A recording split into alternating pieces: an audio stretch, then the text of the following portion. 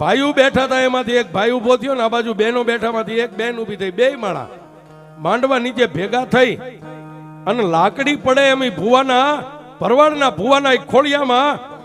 ખોળાની માલમાં માથું નાખી અને બાઈ દીકરીએ એટલું કીધું કે એ માં, અમે તારી પાસે કોઈએ માગ્યું નતું, પણ તે એમ કીધું કે આજ માગો એ કરી દો. તો એ માં, મારે શેર માટીની ખોટ છે, દુનિયામાં કેટલા ભુવા ભગતો ભામા વાયણા વળાવ્યા, અરે ડોક્ટરોની દવા ખાઈને થાકી ગઈ, પણ મારી આ હુકાઈ ગયેલું ઝાડ છે, જો આમાં લીલા કોપડા ફોડીને તો દુનિયા તને માને કે તું મેલડી છો. ત્યારે આ બેનના મોઢામાંથી શબ્દ પૂરા થાય અને ભોરુડા ભરવાડના ખોળિયામાં મેલડી હતી, ઝારની મુઠ્ઠી ભરી અને એટલું કીધું કે દીકરી, દાઢી મૂછના ધણી જો આહુડું પાડે અને મેલડી કામ કરતી હોય, આજ તું એક મારી અબળા તો ગાયનો